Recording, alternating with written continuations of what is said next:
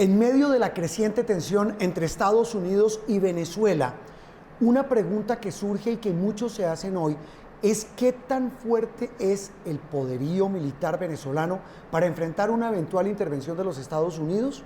Muchas preguntas y muchas sobre todo para determinar qué tan desigual sería la pelea. Bienvenidos a La Clave.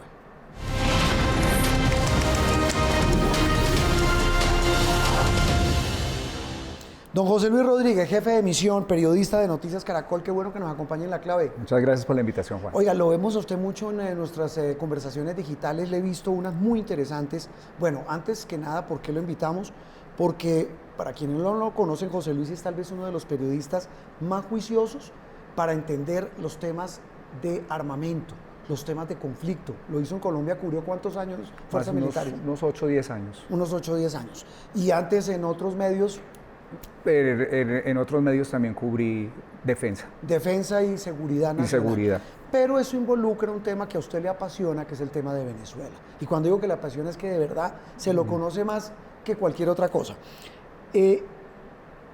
Hablábamos con su colega Juan Jacobo Castellanos hace unos días del poderío militar de los Estados Unidos a propósito de todo ese despliegue naval que ha hecho el gobierno de Trump a través de la Armada Americana en el Caribe, en medio de toda esta tensión con Venezuela.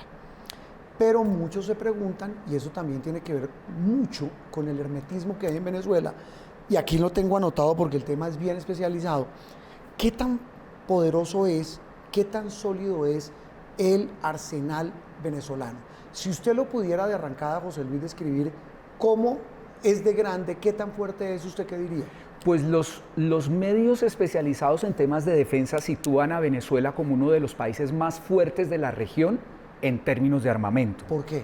Por las compras que hizo Hugo Chávez entre el 2011 y el 2016. Cuando había plática. Cuando había la plática, la bonanza todavía del petróleo. Entonces le compró a Rusia 24 aviones Sukhoi 30, que son unos aviones equiparables al F-15 de Estados Unidos. Eso le iba a preguntar, ¿es un avión de combate? De combate cazabombardero que puede cargar más de 12 toneladas de armamento, puede cargar misiles, bombas y pudiera, voy a hacer un ejemplo, ese avión tiene una autonomía de vuelo que le permite despegar de Caracas, ir a una ciudad como Bogotá o una ciudad en Colombia, hacer entrega de armas y devolverse sin repostear en el aire. ¿Cómo es decir, entrega de armas? O sea, atacar. Es decir, tiene una autonomía, tiene una autonomía de vuelo muy importante y es uno de los aviones que lo tiene la Fuerza Aérea Rusa. Entonces compró 24 aviones de esos.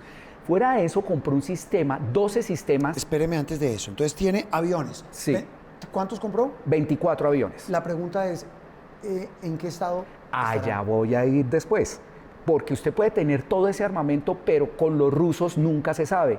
Y fuera de eso, la crisis económica venezolana, según los expertos y los medios especializados en defensa, dicen que es muy probable que de esos 24 no todos estén en capacidad de volar. Por un tema de mantenimiento. De mantenimiento y de dinero, porque el gobierno venezolano en estos momentos no tendría mucho flujo de caja para sostener y mantener esos aviones. Bueno, eso en cuanto a aviones.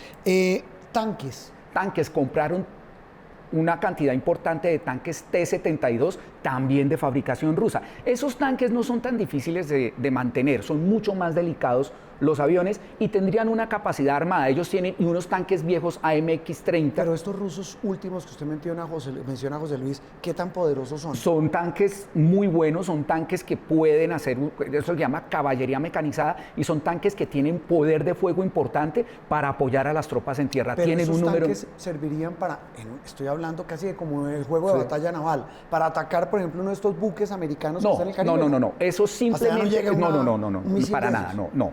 Ellos simplemente son armas de acompañamiento para acompañar, valga la redundancia, a las tropas. O sea, pueden dispararle a otros tanques. Por ejemplo, si Estados Unidos hiciera una invasión por tierra, ahí sería un tema de tanque contra tanque. Bueno, usted me hablaba de defensas antiaéreas. ¿Qué tiene Venezuela? Compró 12 sistemas, hablan los medios, porque eso también es información reservada, que se llaman S-300. Se los vendió Rusia en ese mismo paquete con los aviones de combate. Son sistemas antiaéreos que pueden lanzar misiles, es decir, repeler ataques aéreos de aviones de combate de Estados Unidos o de otro país enemigo, aviones de combate, aviones de transportes, aviones de inteligencia, lo que sea, aviones de transporte militar, aclaro, pueden lanzar misiles y pueden a más de 150, 200 kilómetros de distancia. Entonces tienen el radar, el operador y el lanzador.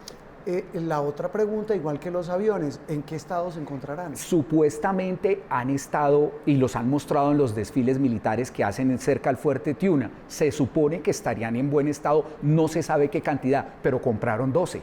Además compraron otros sistemas que se llama Pechora, que también son rusos, también son de un alcance más corto y tienen unos sistemas Buk de fabricación rusa. ¿Ustedes se acuerdan, Juan Roberto, el avión que Rusia derribó un avión ucraniano de pasajeros? Sí. Lo derribó con un sistema de esos Buk. Esos son unos sistemas muy eficientes, pero el enorme signo de interrogación que mucha gente dice es qué tan operativos están todos esos sistemas. Esa es una. Y la otra, José Luis, le decía, su colega Juan Jacobo Castellanos estuvo acá hace unas semanas en La Clave y nos contó todo ese arsenal que traen los buques americanos, Sí. el Iwo Jima y todos los demás destructores, etcétera, temas que ustedes manejan mucho más que cualquiera de nosotros. Esa defensa antiaérea, ¿qué tanto podría contrarrestar todo lo que traen esos buques americanos? Es muy complejo, le puede aguantar.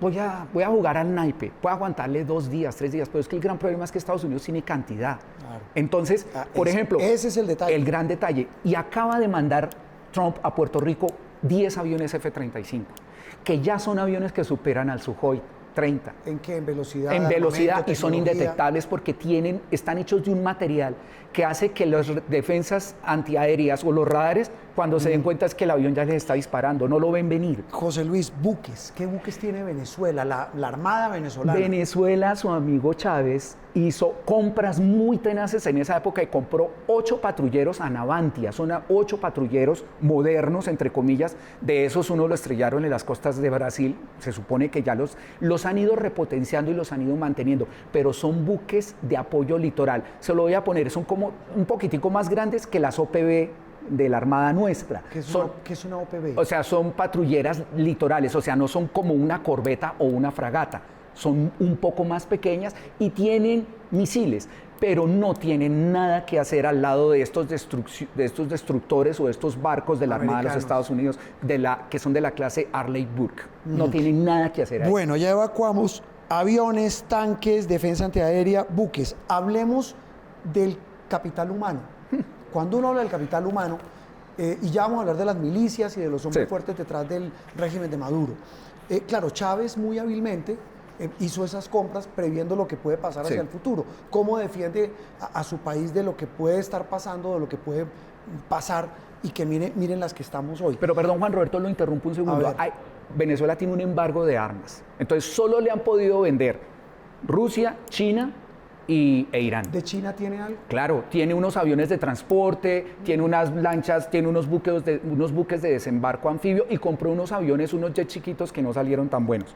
Pero ellos en estos momentos, por ejemplo, los aviones F-16 que le vendió Estados Unidos en los años 80, hay versiones que se los modernizó Irán, porque ningún otro país del mundo lo puede hacer, porque están embargados. Y que eso, pues, si me atengo a lo que usted me está diciendo, eso tendrá que ver con el mantenimiento, con la operatividad, etcétera, con el largo etcétera que eso tiene a nivel técnico y estratégico militar. Hablemos de tropas. El ejército, las Fuerzas Armadas de Venezuela, ¿qué tienen? Ellos tienen, en número de hombres tendríamos aproximadamente unos 80.000. La Fuerza Armada Nacional están el Ejército Bolivariano, la Armada Bolivariana y la Guardia Nacional. ¿Cuántos? Hablan de 80.000. Pero eso no es muy poquito. Sí. ¿Cuántos hombres y mujeres tienen las Fuerzas Armadas de Colombia? Hablan de más de 220.000. O sea, tenemos casi el triple. Yo sí creo. Bueno, devolvámonos a Venezuela. Con esos 80.000, ¿los distribuyen para qué? Ellos los tienen en varias regiones del país, pero sobre todo los tienen en muchas labores de frontera. Son o sea, el ejército, la Fuerza Armada. Los que Armada mandaron aquí a la frontera con el Catatumbo. Hablan de 80.000. También hablan de la Armada Nacional que podrían tener unos 30.000 y la Fuerza Aérea unos 10.000. Pero es que el secreto y la Guardia Nacional que puede tener en este momento, no tengo la cifra que equivale a la policía, que esos son los que guardan las fronteras y todo. Pero es que el gran tema de los medios especializados es que Venezuela no le está cargando toda su defensa o su estrategia a ese ejército, a esa armada y a esa fuerza aérea. ¿Qué los tienen haciendo? No, ellos lo hacen, pero el gran secreto y a lo que le están apostando los chavistas o el gobierno o el régimen es a las otras fuerzas, a los que ellos llaman las fuerzas paramilitares, porque ahí entran las milicias, que son todas esas personas civiles que les han dado instrucción para militar. ¿Qué hace un miliciano? Y me da pena, y lo hablábamos con Juan Jacobo, y lo hemos hablado con Teresita y con muchos otros, con Margarita Rojas, hablando del tema de Venezuela, y sin ser peyorativos ni ofensivos, pero es que las imágenes que vimos de esas parecen un chiste. De verdad. Pero es gente que se quiere meter en el cuento. No, son ciudadanos que se quieren defender a su patria y ingresan a la red. Al embajador de Venezuela en Sí, Colombia, señor. un señor con una barriga así. Y son muchos así. Pero estas milicias, gente como esta que vemos ahí, ¿para qué le sirve a Maduro? Pues en algún momento para defender ciertos puntos y hacer lo que ellos llaman una resistencia. Acuérdense que Maduro acaba de decir que si los invaden van a hacer resistencia armada. ¿Qué significa eso? Una especie de guerra de guerrillas en las ciudades y en las carreteras. Ahí entrarían estas milicias. Eso no es menor, José Luis. Claro. Porque además, acuérdense que Estados Unidos ha tenido, por más armamento, por más arsenal, por más poderío, muy malas experiencias en esas guerras que no son regulares. Sí. Les fue mal en Vietnam, les fue mal en Afganistán, por mencionar dos ejemplos. A eso le estaría apostando el régimen. Entonces tienen esa milicia, tienen los reservistas. ¿Cuánta milicia puede haber? De esas milicias se están hablando aproximadamente de unos entre 100 y 200 mil, que son los que los armaron. Pero falta ver qué capacidad de reacción tienen, porque recibieron formación militar, disparo. Sí, les han entregado casi todos AK-47. ¿Eso es ruso? Son rusos, producción rusa. Ok, esas son las milicias. Usted habla de un tema que me parece interesante, José Luis, que es la inteligencia. En materia de inteligencia, ¿qué tiene Venezuela? Pues la inteligencia es la que le está apostando a todo, y ahí entran dos personas muy importantes, que es Diosdado Cabello. Para los expertos es el hombre más poderoso, incluso por encima de Maduro. ¿Por qué? Porque él no solo maneja a las milicias, no solo maneja ciertos sectores del ejército, sino también maneja la inteligencia y la contrainteligencia. Y detrás, por ejemplo, de la inteligencia está un hombre muy importante, que es este general, que es un coronel que ha hecho básicamente todas esas labores que hicieron cuando ganó de manera fraudulenta las elecciones de Maduro. Sí. Ahí vino una ofensiva de todo ese sistema de inteligencia fue lo que permitió la captura y la detención irregular de todos estos miembros de la oposición y de llevarlos a Ramo Verde y todos esos... ¿Y eso es a punta de inteligencia? A punta de inteligencia y una contrainteligencia que es absolutamente cuestionada. ¿Qué diferencia hay entre la inteligencia y la contrainteligencia? La inteligencia es la que vigilas al enemigo, en este caso, entre comillas, a la oposición o a quienes no están con él. Y la contrainteligencia es contra ellos mismos. Claro, por ejemplo, aquí entra un tipo que es terrible, que se llama Alexander Granco. Uy, ese no es el que le dice, ese es el carnicero. El carnicero de Maduro. Pues no sé si usted se acuerde, Juan Roberto, el teniente Ojeda, que lo secuestraron en Chile y apareció muerto. Perdóneme, esa fue una denuncia de la unidad investigativa de Noticias Caracol. Él fue este tipo el que lo coordinó. Dicen los medios. Es un asesino. Es un asesino. Dicen que este hombre fue el que coordinó esa operación para matarlo. ¿Y ese asesino está al servicio del régimen? Claro. Es uno de los hombres protegidos por Maduro. Él es el de la contrainteligencia, el DGCIN, porque hay el SEBIN y el DGCIN. Entonces, es un hombre criminal muy fuerte, es un tipo que está muy cuestionado y que la oposición y los organismos de derechos humanos, pues para que le hayan puesto este apelativo es el nombre. ¿Quién más está? ¿Quiénes son hombres o personas fuertes del régimen en todo este sistema de defensa? Como están los hermanos Rodríguez en la parte civil, le hablo de Delcy y de Jorge, están los hermanos Hernández Lares. ¿Y esos quiénes son? El CEOFAN es como el comando de las fuerzas militares y es el general Domingo Hernández Lares. ¿Sabe que no voy a hablar de él? Y el hermano de él se llama Johan Alexander Hernández Lares y es el comandante del ejército. Son hermanos. ¿Qué tienen de especial? Pues que a ellos se les indica de haber hecho, son los que mantienen a Maduro en el poder. Claro, con la anuencia de Padrino, pero son los que tienen el poder Vladimir Padrino. de Padrino López. ¿Qué tanto poder tiene Vladimir Padrino? Es muy importante porque mire que él lleva como ministro de Defensa lleva más de 8 o 9 años y para él mantenerse en el poder han tenido que ir quemando y quemando y quemando militares y él se mantiene.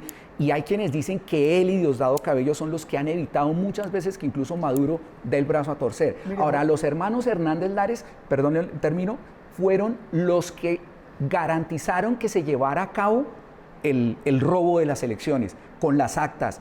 Los militares fueron los que evitaron. Esos 2 militares son señalados de haber evitado. Eso sí le puedo traducir y usted me dirá, José Luis, si estoy en lo correcto. Estos hermanos Hernández, esta inteligencia, esta contrainteligencia, lo que ha armado es un régimen del terror. Claro. Es así de sencillo. Así de sencillo y sobre todo mantener a Maduro en el poder y estar monitoreando de todas las formas posibles para evitar cualquier, entre comillas, sublevación. Hay también otra, y quiero su opinión de experto, José Luis, porque usted es un experto en temas militares, de estrategia, porque lo ha cubierto muchos años en Colombia. Muchos expertos, como usted lo menciona, dicen, va a ser muy difícil que Estados Unidos, por más de que intervenga, ataque o lo que sea, saque a Maduro, por una razón, porque esta gente es la que lo va a proteger. Y otros dicen, en cambio, ojo que ese puede ser el talón de Aquiles, porque por ahí puede venir la división y el rompimiento interno de la dictadura para sacar a Maduro. ¿Usted cree que algo parecido? Puede pasar y la clave la tiene Diosdado Cabello. ¿Por qué? Porque Diosdado es el hombre que, según los expertos y los analistas más importantes de Venezuela, es el hombre que manda en Venezuela. Es más, hay versiones, no sé si son ciertas, de que Maduro en 2 o en 3 oportunidades ha dicho, yo mejor como que me aparto, y Diosdado no lo ha dejado porque es como del cuento de que o salimos todos adelante o nos hundimos todos. Pero como Diosdado lo controla todo, la inteligencia, la contrainteligencia, sectores del ejército, el gángster mayor ahí es Diosdado Cabello. Exactamente, y en un determinado momento Diosdado Cabello, si pasara algo con Maduro, sería el hombre que tendría la clave de todo junto con Padrino. Ahora, una invasión es muy compleja, por lo que usted decía anteriormente, Afganistán, Vietnam, a no ser de que hagan un ataque quirúrgico, como lo hicieron en Irán. ¿Un ataque quirúrgico sería que le manden un bombazo al Palacio de Miraflores? Puede pasar. O 2, que hagan un ataque tan quirúrgico que inutilicen todas las pistas de los aeropuertos militares, destruyan aviones, y lo pueden hacer desde las fragatas. Ellos sí tienen misiles que pueden, los Tomahawk y otros tipos de misiles que pueden llegar a cientos de kilómetros, impactan. O drones. Estados Unidos sí tiene unos drones de un tamaño que casi que no caben en un hangar. Ellos perfectamente pueden mandar un dron y hacer la operación. ¿Cómo harían? Atacan defensas antiaéreas, destruyen pistas, destruyen aviones y pueden incluso hacer ataques a objetivos. Hay otro tema importante y es civil. El siguiente, y es que todos estos hombres que usted me menciona, toda esta estructura, nunca ha peleado una guerra. Ese es Segundo, otro punto clave. Han sido valientes, y como se diría en términos muy coloquiales, han sido varones, pero con población inerme, con políticos de la oposición, con jóvenes manifestantes. Pero, ¿qué tan fuertes y qué tan varones, excúseme la expresión, van a ser enfrentando un poderío militar como el de Estados Unidos? Eso es absolutamente claro, y es que cuando usted nunca ha combatido y se enfrenta, por eso los milicianos difícilmente podrían tener como una guerra de guerrillas, porque es que ellos pueden hacer el enfrentamiento y pueden haber recibido instrucción, pero nunca han combatido de manera real, y eso sería muy decisivo a la hora de hacer esos enfrentamientos. ¿Quiénes podrían hacer algo de pronto mejor o hacerlo de una manera más fuerte? Los reservistas, porque ellos sí hicieron parte de eso. O 2, los colectivos. Pero si son los reservistas como el Barragán, ahí es muy difícil. De Colombia, de Venezuela en Colombia. O los colectivos chavistas, que esos sí son otros. Sería para esconder a Maduro. Esconder y hacer guerra entre los barrios, disparar el barrio 23 de enero y otra. Pero una fuerza armada dispuesta. Los medios especializados hablan de que está muy disminuido, hay divisiones adentro. Usted sabe que los cubanos tienen mucho que decir ahí, aunque dicen que ya han ido saliendo, pero hay ya hay como también mucho agotamiento y resistencia. Y no es tan sencillo que lo puedan hacer. Pues José Luis, de verdad que uno queda entre intrigado, preocupado y sobre todo con mucha expectativa de lo que pueda pasar, si es que pasa algo. Pero lo que uno le queda es que Venezuela tiene al menos con qué hacer resistencia. Unos días. Pero la capacidad de Estados Unidos es muy... ¿A usted le parece que esto sigue siendo la frase de pelea de tigre con burro amarrado? Pero totalmente. Y con un país que está disminuido en el poder adquisitivo, que tiene embargo de armas y que vaya uno a saber cuánto de ese armamento que le he contado que tiene, cuánto está listo, qué porcentaje, porque es probable que no tengan un porcentaje de alistamiento. José Luis, gracias por haber estado en la clave. Gracias por invitarme. Muy amable. Gracias.